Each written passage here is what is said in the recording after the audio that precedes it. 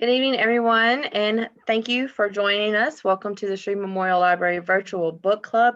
Tonight, we are excited to be joined by the Hamilton South Caddo Branch LGBT Plus Book Club for celebrating Pride.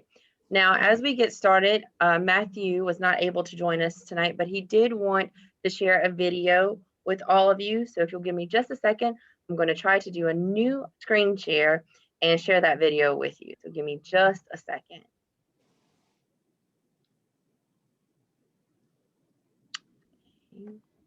And can everyone see the video? Maybe? Yeah. Perfect. Hi everybody, my name is Matthew here at Shreve Memorial Library, and I just wanted to take a quick second to show you what we have going on for Pride Month. At the Hamilton South Caddo Library, we have this awesome display going on of our LGBT plus books and movies, and I wanted to tell you real quick about one of my favorite series. It's by J. Bell. It's called the Something Like series. It is about these two characters, Ben and Tim. And it is a very large series. There's a little bit more than this, but basically it's a love story, but it wraps around all these tons of characters, and each book introduces a new character, but it's all the same thing, overarching story. So it's really great. We have tons of other LGBT books going on. We have memoirs. We have this is another one of my favorite books. And it's by Bill Konigsberg. He's one of my favorite authors. And something special we have coming up on June 8th, we have an LGBT plus book club. It's going to be meeting through Zoom on, it's at 6 p.m. You can register. There's a link on our website. You can register through there and come discuss any kind of LGBT plus book you want. We're going to be talking about our favorite books. We'll talk about what the library has to offer and just LGBT books in general. All right, thank you. Okay, so obviously you all have managed to log on and register for tonight's book club discussion. So thank you again for joining us and for being with us. And without further ado, I'm going to turn it over to Hannah and Jennifer to lead tonight's discussion. Thanks, Samantha. Okay. My name is Jennifer Fleming. I'm the assistant branch manager at the Broadmoor Library. So not Hamilton, but I've worked with Matthew. I've had my own LGBT plus book club at Broadmoor. So a lot of the books that I have to share are books that we read at the book club at Broadmoor. It went on, it probably lasted about 5 years. I haven't done it, I think it ended like in 2017, maybe, something like that, 2018. But Hamilton's is still going. So I did get a sneak peek at Hannah's list. So there is one that I'm sharing that's on her list. I'm so sorry, Hannah, but it's my favorite book. I've met the author and I have a personalized copy. So, but it's Aristotle and Dante Discover the Secrets of the Universe. And I wrote like a little synopsis right here, so I'm just gonna read it. This is a young adult book. I like young adult books. I like fiction. I kind of like nonfiction. I mean, it's not any specific genre, so I kind of read a little bit of everything. But this one, it's such a good story. Even if you're not into young adult books, I think you would still enjoy this one. Let's see. This lyrical, passionate novel quietly draws you into the memorable and emotional story of Aristotle, Ari, it goes by Ari, Mendoza, and Dante Quintana, two Mexican-American 15-year-olds who spend a year growing and learning about friendship, family, love, and manhood. Aristotle and Dante bond first over their unusual names. They meet in a swimming pool during the summer, and then they become friends over literature, family, ethnicity, masculinity, and sexuality. Dante's intelligence, self-awareness, and passion push a more reserved Ari into a place that is both exciting and uncomfortable, while Ari helps Dante when he is challenged with the ideas of what it means to be both Mexican and masculine. This novel is clear, vivid, and compelling in its depictions of the two young men struggling to grow through their identities and sexuality. So it's got some angst, kind of like a slice of life, and it's very based in a Hispanic culture, but in America.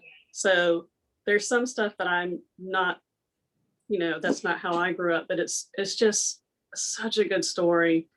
And even if you don't identify with either one of the characters, you feel for them, you like them, like you're rooting for them. They're great. There's also a sequel coming out October of this year. Aristotle and Dante dive into the waters of the world. I have it pre-ordered. The library, I think, has it pre-ordered, I hope. But this is my favorite LGBT plus book that I read in my book club.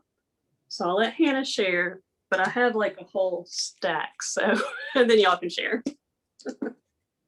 All right, thank you. My name is Hannah. I'm at the Hamilton South Caddo Library. I work with Matthew, and we had our LGBT plus book club before the pandemic, and so it seems so long ago, but I'm glad that we're all getting back to our programs again. With any book club, I think Jennifer and I will agree, there's no set pattern that we're expecting.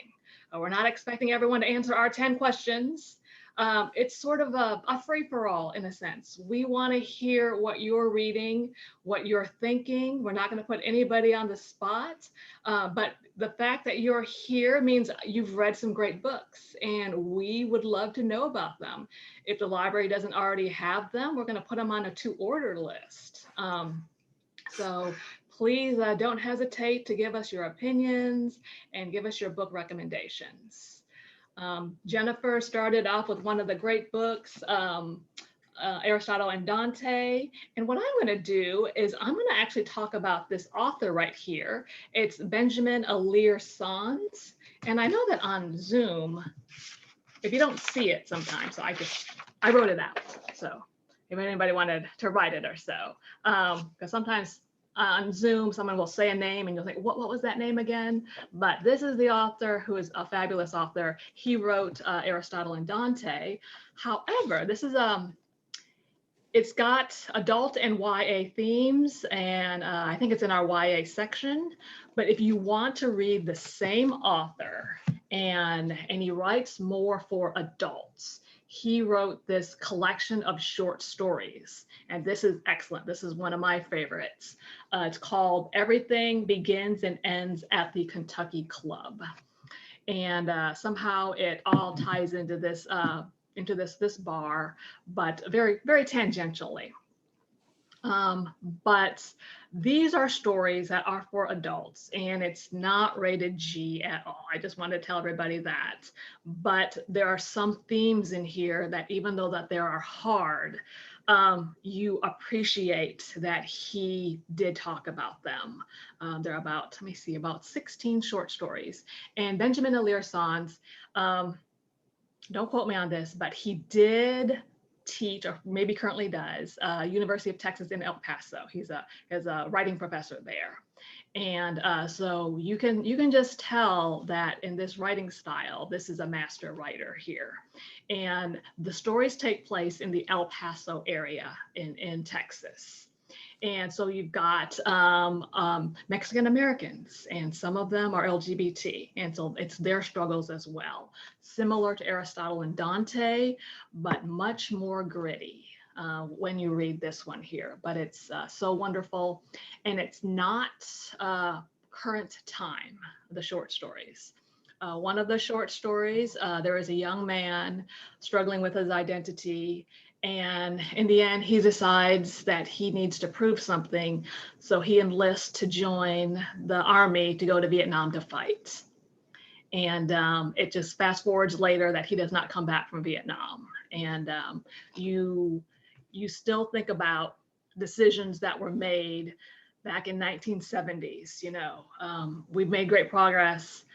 still to be made. And I know in the 1970s, there was a lot left to do. So Benjamin and Lear-Sans, please pick them up if you can. I'm so excited that there is a sequel to Aristotle and Dante. I also do a book club called Around the World Book Club. And we just choose books that are in either based in another country or written by an author from another country. So in general, I just love reading. And if you are a reader, you learn to pick apart a book. You learn to do what your English teacher told you to do. Setting, character, plot. So when you read a book, whether it's an LGBT plus book, whether it's not, you're still doing the same thing. And so whenever I pick up a book, I don't particularly say that this has got a gay character in it. I will say this has got an incredible character in it. And there are so many reasons why. I am right now into like sci-fi reading. And ever so often I will pick up a book that intersects with LGBT characters too. And one I've already talked about previously is Gideon the Ninth. Oh, That's Jennifer, a great book. Yeah. oh my God, so good. Have you read its sequel? Yes, I have. Which is a different type of book. Yes. We're not going to give away much, but you read Gideon, you love it, and you think, of course you're going to love the sequel. You read the sequel, you're on page 200, and you think, is this the same author? But you have to read the entire thing to really appreciate it. So this is, the sequel is Harrow the Ninth, and there is a third book coming up, I think Alecto the Ninth. And even though this gave me some bad nights, I'm still gonna pick up that third book. Kirk, I see you nodding. Do you know about this book? Oh my gosh, they're so good. They're so good, and yeah, I mean, they'll keep you from sleeping. Yes.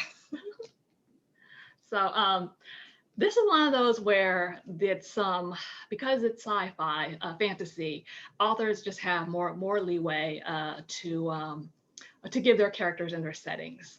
But the main characters are gay, the ladies, but it's where they can wield swords and it's no big deal, you know, because it's sci-fi, and of course ladies are wielding swords. But you kind of have to read it to get the pain and the heartbreak and then the triumph. So highly recommend it. But I would like to get any book recommendations out there from anyone else if you've got something. I've got a couple. Okay. I brought two of Shreveport authors for this book club. So Jericho Brown's The Tradition. This is a poetry book. Jericho went to Byrd. He teaches at Emory now. This book actually just won the Pulitzer in 2020. Mm-hmm.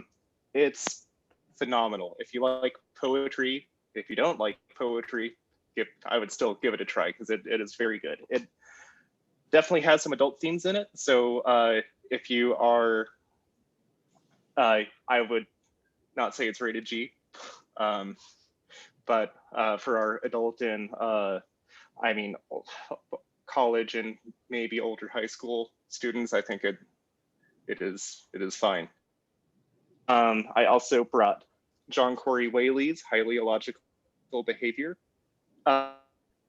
John Corey Whaley is from North Louisiana, but he was a teacher in Shreveport for a while. I think he was from Plain Dealing. And here, I'm going to read the back jacket copy. Solomon Reed is perfectly fine. Lisa Prater is going to fix him anyway. He hadn't made the decision lightly that he at least tried to make it out there for as long as possible, for as long as anyone like him could. Then one day, trying wasn't enough. So he stripped down to his boxers and sat in the fountain in front of his junior high school. Right there with his classmates and teachers watching. With the morning sun blinding him, he slowly leaned back until he was all underwater. That was the last time Solomon Reed went to Upland Junior High, and with a matter of days, he started refusing to go outside altogether. It was better that way. So it deals with mental health. It talks about, I think, important issues for high schoolers. It's a great YA novel. John Whaley's novel Noggin, I think, was on the long list for the National Book Award or the short list. It was, it also won a couple of awards. And lastly, I've got a graphic novel. This is Nimona by Noel Stevenson. If you have watched the new She-Ra, then you've experienced some of Noel's writing. It's great. It's fun, action-packed, really funny. If you like anti-heroes, it's a good comic. And that's all. That's all I've brought with me. Thanks, Kurt.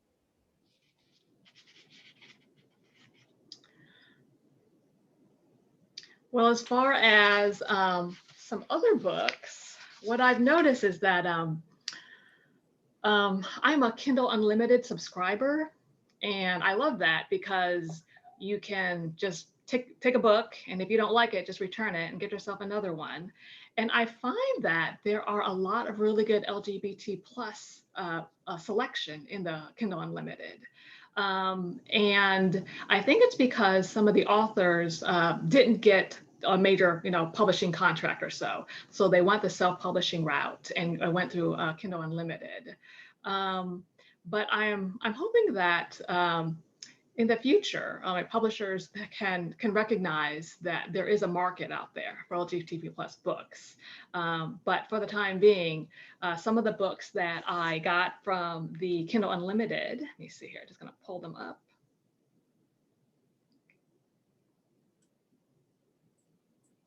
Is another series I wanna talk about. Let me see here.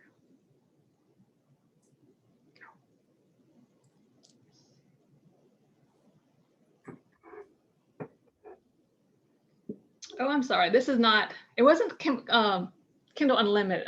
Kindle Unlimited. It's actually the books themselves are just incredibly cheap. They're like $2.99 per ebook, and so that's why I thought it was.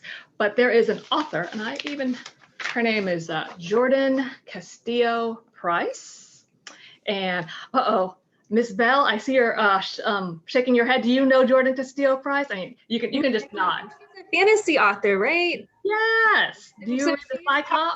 A lot on my I guess my Kindle, but I haven't actually read anything from her, but I've been recommended her a lot. Yeah. Oh, Whitney said something. Almost done reading Black Boy at a time. Okay. Yeah, but I do love fantasy, so I have a couple of fantasy recommendations whenever you get done. Okay. Jordan Castillo Price, her books are both kind of fantasy and detective work. Ooh, someone's got another good recommendation. Sorted by Jackson. Oh, I definitely want to hear about that. But let me see here. She has a series called the Psychop series, and she is on book 12. And this is, if you can see, this is the main character, Victor Bain, and he's a high-level medium, and he sees ghosts and he solves crime. And he and his husband just got married, and so it's parts detective work, crime thriller, and also being a gay couple in even in a fantasy world where it's not accepted. So, but please tell me more about some of the books you're reading. Okay, Hannah, I'll just read some of the comments just so we have them recorded. So Whitney says, almost done reading Black Boy Out of Time by Hari Ziyad. I'm sorry if I said that wrong. On Kindle Unlimited. All Boys Aren't Blue by George M. Johnson, both by queer non-binary Black authors, both beautiful memoirs. It's so refreshing to hear other folks' stories, and even more refreshing that they are like me. I can't really talk because they are at work. Then Andrew added Sorted by Jackson Bird. This is a memoir about his coming out as a transgender man. The book discusses discusses his struggles pre-transition and the continuous struggles he has experienced throughout, I'm sorry, my computer's locked up, throughout transitioning. So those are the recommendations we have in the chat box. Excellent, thank you. So I wanted to share just a couple that I really like a lot. I noticed that a lot of people mentioned YA. So have any of y'all read In Other Lands by Sarah Reese Brennan? This is what the book looks like. I didn't think it was LGBTQ right away by reading the back of it. So I didn't read it for a really long time. And then when I did, it blew me away. Like it became one of my favorite books of all time. You just kind of have to wait for it, and then it gets there. But it's like an amazing book. I couldn't stop raving about it after I read it. So I highly recommend it. It's about these three main characters, but really it follows, it's kind of like Harry Potter. It follows like the Harry character. He is a bi, I guess redheaded, quirky, sarcastic character that has never ever fit in. And so he's just hilarious throughout the whole book, by how sarcastic he is. And it kind of follows him and his friends as they get, from age like 13 to 17. And so at the very beginning of the novel, he comes across this other land, and it's this like fantasy land, and he just is having a hard time fitting in because it's another place he can't fit in because everyone needs to like learn how to be a knight and basically how to fight with swords and stuff. And he's like, where do all the smart people go? Like, how can I help with my brain instead of, wielding like a sword or something like that? So he uses his wits throughout, and falls in and out of love a couple times throughout the book. But it's a really, really awesome book that I can't, recommend more. So that's one of them. The other one is Amy, what was the title of that one? In Other Lands. In Other Lands. Okay. There you go. Got it. Yeah, it's really, really good.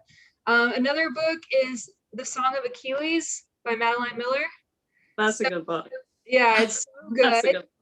So good. If you like Greek mythology, and you can absolutely tell that the writer, Madeline Miller, is an academic because she writes like one. Like she is so poetic with her writing. It's at like, another level. Just her style of writing is very eloquent. And so anyways, it's the story of Achilles, but through the eyes of Patroclus. I can't say that, but is basically his lover. And it's just phenomenal storytelling, and backed up by actual, I don't know, well, by Homer, but like also Greek, I guess, not historians, but yeah, like it just backed up by like academics and the ones that study Greece, so ancient Greece. But yeah, anyways, this third one is The Shattered Gates by Jen Hale. She's also a fantasy author, but she's kind of under the radar, and I kind of just happened to come across her by chance on Kindle, and she is a phenomenal writer as well, and definitely deserves a lot more readership. She has a whole series. It's called the Rifter series, and it's a little bit like sci-fi because one of the main characters goes back into time, or goes into another like dimension basically. And I mean, I don't really know how to summarize it so much because there's just so much that kind of goes on in the series. But all I can say is, yeah, like it follows two main characters, and one of them goes into this whole other dimension, has to, he doesn't know the language, he doesn't know anything. He goes in with a couple of friends, and you see him and his friends struggle as they don't know the language, as people, as they have to like stay away from people, and how they like eventually start learning the language and then fitting into society and things like that. So it's just an interesting series. But yeah, so those are my fantasy series. They're all very different too, so I try to pick like diverse ones YA, ones like Greek mythology, and the others like actual high fantasy. So. That reminded me of a book that everyone has been recommending. I haven't read it yet, but I think it's called, is it Every Heart a Door? Does that sound familiar? By, I think, Shannon McGuire or so. That put me in mind of that book right there. Does anybody else have any good recommendations? I'm writing all of these down, by the way. I have a few. So Paige introduced me to this book club. So this is my first time. So I didn't come with the actual books. I only have them on my Kindle. But Paige works at the downtown library, I think. But I've been reading Into the Deep End by Katie Davies. I don't know if she's an LGBT author, but the character is a lesbian. I'm halfway through. I'm struggling. The book is turquoise and it has 2 red chili peppers on it. I don't know. I'm just struggling. A go-to reader that's LGBT, she's not LGBT, but she writes LGBT romance novels that I really like, is Amy Lane. She's got a book called Locker Room, and it's about 2 basketball players. And so those are my few shares. Awesome. With the realm of MM with Amy Lane. So like in LGBTQ, for anyone that doesn't know, there's FF, MM, and F. Well, yeah, those 2. So, and for hetero, FM for romance readers. But yeah. Yeah, I don't know why, but I like MM romance novels. They're saucy, and hers are definitely very, very adult oriented, and I like how she writes. It's very graphic, and I feel like I'm actually there, you know. Good deal. I've got another. Oh, who was that talking? I was like, I got another book. Okay, go ahead. Okay. This is my second favorite book from the book club that we did. It's This Is How It Always Is by Lori Frankel. Okay. It's a story about a family and a little boy who transitions into a girl like as they grow up. This kid is so lucky. The family is so accepting, but they kind of like, they're not ashamed, but like they're kind of protective of their child, and they don't want them to be bullied. So they end up moving, like the little boy, Claude, transitions, and I can't remember her name, into, I don't know if it's Chloe. So they end up moving to a different city during that time. So she starts off in a new school. So that's kind of a secret, but not really a secret. So they're kind of protecting her, I guess, because they thought when she was Claude, you know, all these little first and second graders, like she was really young. I want to say it was like 3rd grade, like, because she just liked wearing dresses. So, but it's a great story. As a parent, like it really got, like, it's a great story. I don't know if I don't think it's a true story. But just thinking about like my daughter, like how I would react. Would I be as great as these parents, or would I want to say I would, but like they made some really tough decisions, and it's just a great story. The other one, I don't have a copy of it. I read it on Kindle. It's Stone Butch Blues by Leslie Feinberg. That's probably the hardest book I've ever read. It's very like graphic, not like descriptive graphic, but like it's just hard. It's real. It's a true story. It kind of makes you appreciate how far we've come. I mean, we still got a long ways to go, but just not that long ago, like I think it was set in the 60s, late 60s, which is not that long ago in the grand scheme of things, like just how much has changed since then. And I can't imagine having to go through what they did, and to be, she was so strong. I don't know, I couldn't do it. But so this is How It Always Is and Stone Butch Blues. Those are two really, really good books. Thank you, Jennifer. We have, this is actually a library copy, but Stone Butch Blues is not at the library. It's not available electronically either, but I did send in a suggestion for purchase. So hopefully we will be getting a copy of it. Yeah.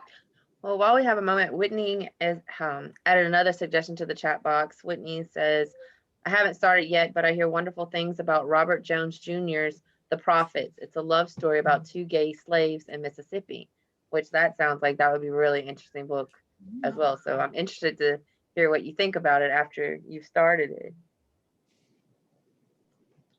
Okay, awesome. Okay. One book that I read last year was The Rebuilding Year by Cage Harper. And the odd thing is that the book was originally published in 2009. And it's an MM romance. And in it, they talk about one day we'll have the right to marry. And it's kind of, you kind of have to take it back as you think, well, didn't the Supreme Court just already affirm that in 2015? But then you realize it was 2009 when it was published. So it kind of makes you think about when the book was published and when the author was writing it. She had to keep that in mind, that it was not the law of the land. So there's kind of a demarcation as well from that 2015 landmark ruling from the Supreme Court of the books you read, if your characters are thinking about getting married. But this book is excellent, The Rebuilding Year.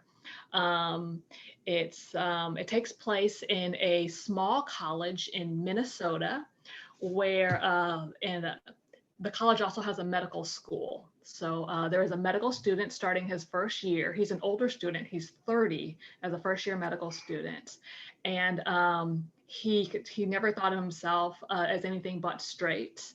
But then he meets the head of the Department of Landscaping, who does the landscaping for the university, who used to be a landscape architect, but had decided he didn't want that business life.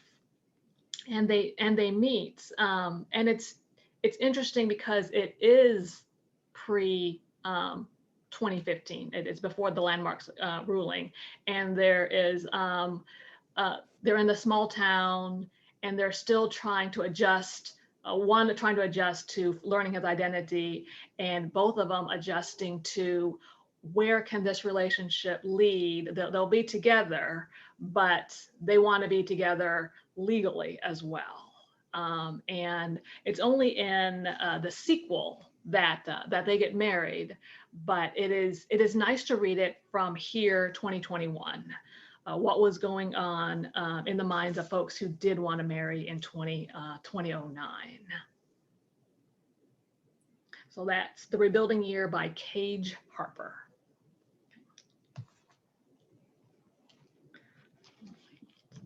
What about graphic novels? I see Jennifer turning around. I've got Fun Got that too. Home. It's great. It is so good. We read this in our book club. Like we did plays, we did poetry, we did graphic novels, adult fiction, nonfiction, like just all sorts of stuff. But this is probably my top 5 that we read. It's a graphic novel. It's not color, but it's still it's detailed. The story is so good. It's graphic novel. But it's it's a biography, just in graphic novel form. Allison, I don't know how to say the name. Bechtel. Bechtel. Highly recommend the graphic novel. It's so good. It also became a music and like swept the Tonys a couple years ago. Yeah. Well, I have a graphic novel, and I came about it sort of about a roundabout way. I was just on YouTube, and I saw that there was a channel called Husband and Husband about two guys who are married. I think they live in like Washington State, and one of them is a graphic artist, and the other is a writer. They have day jobs as well, but that's how they hope to make their living. But in the meantime, they have about 200,000 YouTube subscribers. But the husband, one of the husbands actually makes graphic novels, and his is the first one is called Fairy Boy. And the neat thing is that, you sometimes when you watch YouTube channels and you subscribe, you kind of get into their lives. And part of what they want to do, they want to be writers. So they say that if you want to support us, please, you can buy our book in our shop. So that's what I did. I went to their shops that they set up on YouTube, and I purchased their book. And it's just part of supporting them as well, because I can see that this is their kind of their side job. They do have regular everyday jobs, but you see something and you see somebody working really hard and they got great writing ideas. So that's why I purchased this from a YouTube link. But it is graphic novel as well. And I think this is the first book, and there's like 3 more too. So it's not published, and I think it's self-published. But some of those are really great, and you wonder why publishers aren't picking up certain things too. I have another book that is from a YouTube. So it's called Girl Hearts Girl. It's by Lucy Sutcliffe, Sutcliffe. So it's about Lucy and Kaylin. They met on Tumblr, and they shared their lives on Tumblr and then YouTube. They're actually no longer together, but they met the same way my wife and I did. We met on Tumblr as well. And so the fact that, this beautiful couple met on Tumblr, so it resonated with me. So I bought this book. It is great.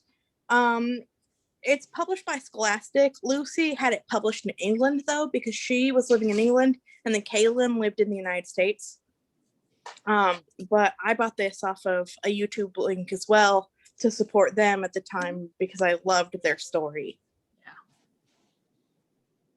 definitely. I think, social media, there are, of course, certain things that you got to be careful about with social media, but it's an excellent platform for this, for great authors as well, that if they get to share part of their lives, and so you feel like you get to part of them, and so when you're reading, you say, oh, I watched him, and now I'm reading his book, and there's just a better connection to it. So that Girl Heart Girl, is that the title of it? And it's like a memoir or a biography of those two? Yeah, it's Girl Heart Girl. Okay.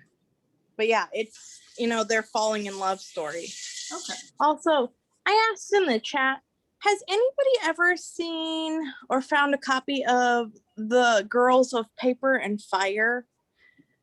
It's an LGBT story about, I think it says it's based in China. And I've been trying to find it. I keep seeing it all over like Google on recommendations for LGBT books, but I can't find it anywhere. And Kindle, I tried buying it on my Kindle because that's where I have most of my books, and it was being cranky. So if anybody ever finds that book, find me somehow. Girls of Paper and Fire. Familiar. Yes. Yeah, it sounds familiar. I can show you what the title. It looks. I think I just found it. Oh, I found it on Google, but I tried to buy it on my Kindle, and it was being cranky. It says like Robert. I found it here. Yeah. And it looks like we actually have copies of these in our library branches, so you can check them out from any. It says we have it at the Broadmoor, Hamilton, North Shreveport, Wallet, and West Shreveport branch. Okay, So awesome. you can check out a copy at the branch if you want to read an actual book. Yeah. Got the catalog on my phone. Got it right here ready. But it looks so good, and it's a YA novel. Yes, it's in the YA section at all of those branches, but there are 5 copies available. So there you go. Going back to graphic novels, has anyone read My Brother's Husband? yes. Broadmoor has those. They're great. Classic, I think, in like the manga realm. But yeah, that's really good. It's about a Japanese family, and I guess the father of this little girl, his twin brother, I guess they had like estranged relationship. Like I think the brother, did he move? I think he moved to Canada.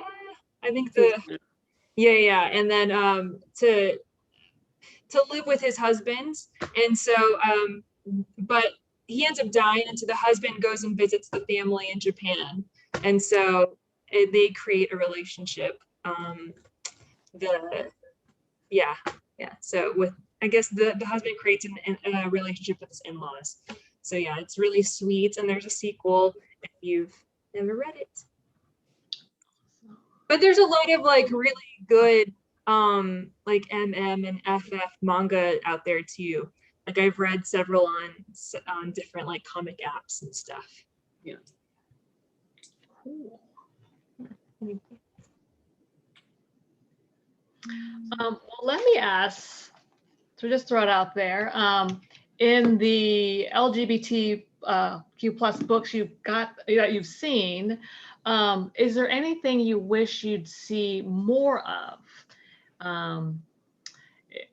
Or maybe you read it in one particular book and you think, oh, I wish this particular characteristic was in another book, or that was really neatly done. Just kind of throwing it out there. I think I already told my part. I want more sword wielding ladies. I have one. I wish a Sherilyn Kenyon type author would write an LGBT book, because I am stuck. I've rereading her Dark Hunter series, and I wish there was something like her books, but in LGBT, where it's, the Greek mythology and all the mythologies and vampires and stuff like that. I remember reading a lot of Sherilyn Kenyon, and she is great. And I second that because a lot of her books were very local, because a lot of it took place in New Orleans. Yeah. So you had that New Orleans flavor to it, as well as vampires, as well as werewolves. And if you throw in, I don't know, FF or MM, I think that would be really good. I have another author, Janine Frost. She has books about cat and bones, and they take place in New Orleans in some of the books, but that's male and female. It's not, not LGBT. Maybe something is out there. We just have to look closer. Have to find it. Yeah. I'm going to go to Goodreads or just kind of poke around the bookstores or so. Okay. Good deal. When you said Greek mythology, it made me think it'd be really awesome if there were a book on Sappho, the Greek poet that lived on the island of Lesbos. So that'd be great if there were like a retelling of that. Mm-hmm. But yeah. sort of like with Achilles. Yeah. Yeah, definitely. All right. Oh, I've never read like Tipping the Velvet or anything, but I hear that's a really, really good book. If anybody has, that's like a I classic. have, but this Yeah, Sarah Waters. someone needs to talk about Sarah Waters. She's so good. The Little Stranger, Fingersmith, Tipping the Velvet. This is the Paying Guests. Like they're What's all your great. favorite? Yeah. What's your Has favorite anyone? Sarah Waters I'm book? sorry. Oh, no. What's your favorite Sarah Waters book? Because I've never read her, but I want to. Tipping the Velvet. Okay, cool. Yeah. And then probably The Paying Guests is probably my second favorite. From Sarah Waters, I like The Fingersmith. That was so good. And the Little Stranger, which is not particularly LGBT, but it's a ghost story, and so that's kind of fun too. She's a great writer. Right. Mhm.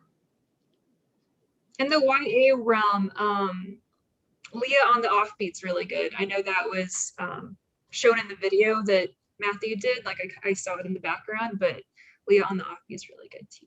Okay. Everyone's read that. I was going to ask if anyone's read any of Kristen Arnett's books. Mm-mm. So Kristen Arnett writes a lot about a lot of things that take place in Florida. Mostly dead things. Can you all see Oh, the audiobook? I have read that. Yeah. Okay, it's Yeah. like it's darkly funny. It's about a lesbian who takes over her deceased father's taxidermy shop, and it's great. Kristen is also a excellent Twitter follow if you're on. She makes a lot of jokes there. Yeah, that and Maria Machado too.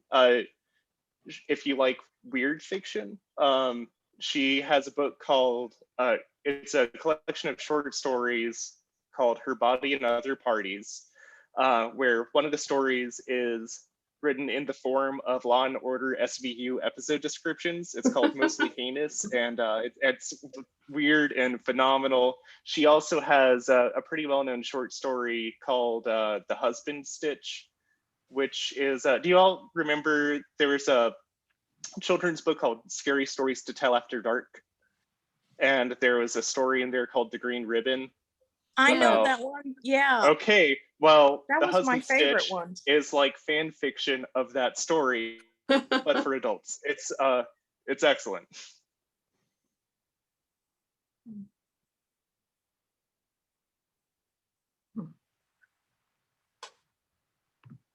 All right, we've got a really good collection here. I'm gonna go through our list and order what the library doesn't already have, but apparently the library already has a lot of it, so that's excellent. Yeah. Well, let's talk sort of in general about reading and how you read. Are you primarily hard book reader, or do you do the tablets or the Kindles? Are you a hybrid? I can tell you that as much as I get the book, I have a big book collection, I am probably about 80% Kindle device reader. And I think it's just because it's just more convenient wherever I am. I can take it with me everywhere. But when I like a story and I really, really want just a tangible, something tangible, I will actually get the book afterwards. After I've read the story on Kindle, I finished it and I thought, I want this on my shelf. And does anybody else do that, or how do you read? Same. That's how I read. Yeah. I think I'm probably the only one primarily here digital? that I have to have the book. I've tried reading it on a tablet or phone, and then my eyes do this crossways thing, and I have to have the book. It's just something about a book. I'm old school. What about if it's like 500 pages? Yeah. Well, Hannah, if I'm reading 500 pages, it must be really good.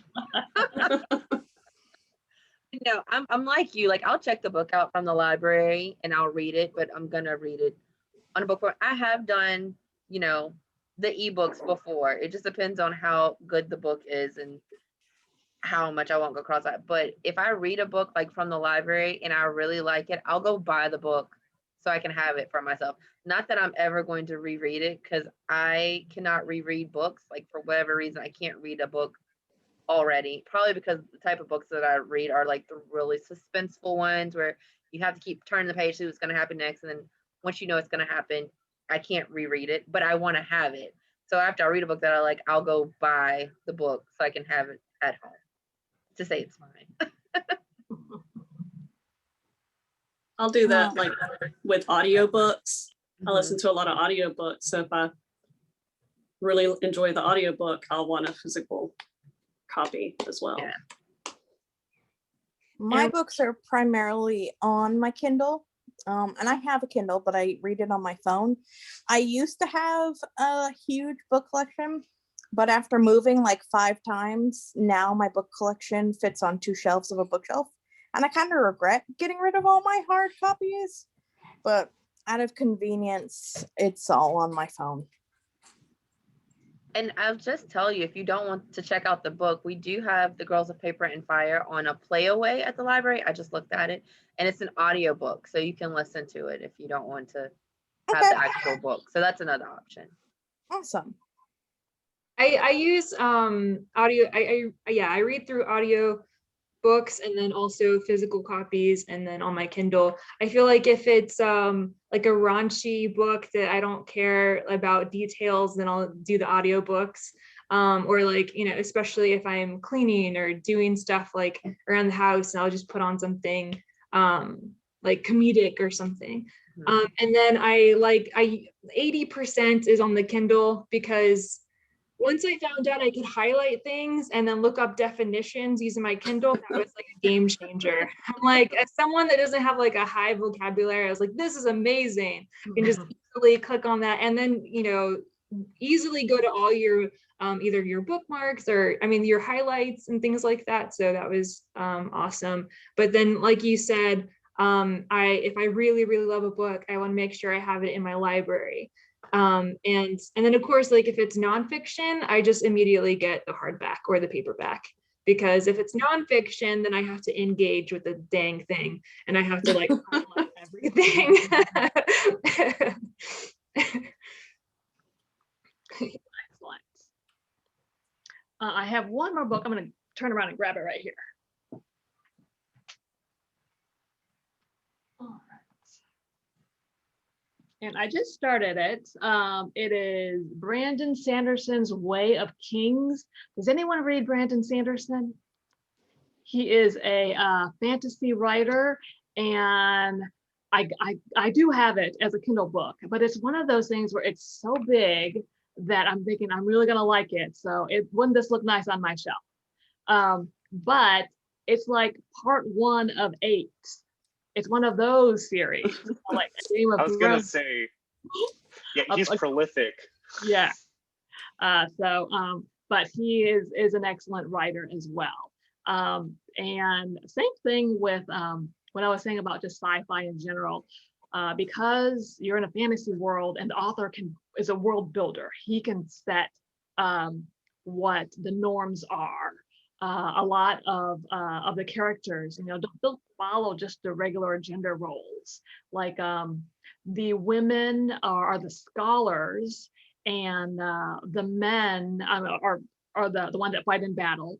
But like, men are not supposed to learn how to read, you know. And they said that's the scholarly arts. We are here, and the women are the ones that are going to go to the school and be the academics, you know. And it's just a different world. But Kirk, have you heard of this author? Yeah. Well, and fantasy fans will also know him as the guy who finished the Wheel of Time series.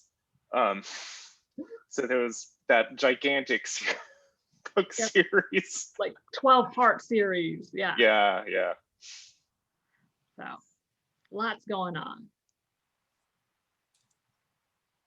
I could share like a whole bunch of books, but I'm just going to share one more. This is the next book I'm going to read. It is Lot by Brian Washington. And I'm going to read the inside cover. I'll probably start this this weekend. In the city of Houston, a sprawling, diverse microcosm of America, the son of a Black mother and a Latino father is coming of age. He's working at his family's restaurant, weathering his brother's blows, resenting his older sister's absence, and discovering he likes boys. Around him, others live and thrive and die in Houston's neighborhoods. A young woman whose affair detonates across an apartment complex, a ragtag baseball team, a group of young hustlers, hurricane survivors, a local drug dealer who takes a Guatemalan teen under his wing, a reluctant chupacabra. Brian Washington's brilliant, viscerally drawn world vibrates with energy, wit, and the infinite longing of people searching for home. With soulful insight into what makes a community, a family, and a life, Law explores trust and love in all its unsparing and unsteady forms. So I like reading about things I haven't personally experienced. So I was like just looking on the shelf. I was shelf reading when I found it, and I was like, "What is this?" So I pulled it out. I don't know. I'll let y'all know next time, maybe. Yeah, it sounds interesting. Well, this has been a great discussion. Thank you all for all of the book recommendations. We're getting close to time, so if there are any other books you're dying to share, please feel free to do so. We will post this recording online, so if there's any books that you thought about and you forget and you want to come back to it, you can view the recording on our YouTube channel and it'll be there for you. So thank you everyone for participating. Thank you, Hannah. Thank you, Jennifer. Thank you, Amy. Thank you, Shannon. Thank you, Kirk. Thank you to everyone that was on tonight and shared their book recommendations. This was really fun. I have lots to add to my to be read list. Definitely. I've got lots to add too, and lots to order for the library if we don't already have it. Yep. Thank you. Well, all right. Well, if there's nothing else, we'll go ahead and call it a night. So thank you, everybody. Be sure to check the Shreve Memorial Library web calendar for upcoming book club discussions and events, and we'll see you next time. Thank Good night, you. everybody.